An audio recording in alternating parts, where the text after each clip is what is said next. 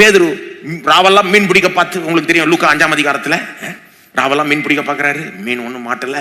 காலைல ஏசு அந்த பக்கம் வராரு, அந்த போட்டை படகை யூஸ் பண்றாரு ஊழியத்துக்கு. முடிச்ச பிறகு பேதுருட்ட சொல்றாரு, இப்ப வாழை இந்த பக்கம் போடு அப்படின்றாரு. பேதுரு என்ன சொல்றாரு, ராவெல்லாம் போட்டு பார்த்துட்டேன் ஆண்டவரே, ஆனால் உம்முடைய வார்த்தை நிமித்தம் நான் போடுறேன். விசுவாசம் இருந்தது பேதுருட்ட, கொஞ்சம் விசுவாசம். இப்ப இவரு சொல்றாரு, இவர் பெரிய ஆள், பேசுனதுல தெரியுது பெரிய காரியங்களை செய்யக்கூடியவர் போல இருக்கு. உம்முடைய வார்த்தை நிமித்தமா போடுறேன். விசுவாசம் இருந்தா தான் போடுவாங்க பாருங்க. வேணா தேவன் இன்னும் கொஞ்சம் ஈஸியா ஆக்கியிருக்கலாம் பேதுருக்கு.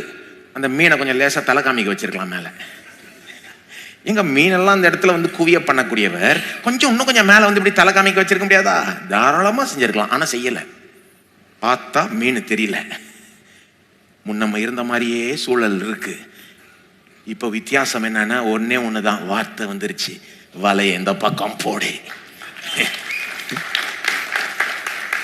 உடைய வார்த்தை நிமித்தமா போடுறேன்ட்டு ஒரு வலையை போடுறது வந்து பேதுருக்கு எவ்வளவு கஷ்டமான காரியம். சின்ன காரியம், சிறிய சாதாரண விஷயம். இப்படி வலை இப்படி தூக்கி போட்டா அசாதாரணமான ஒரு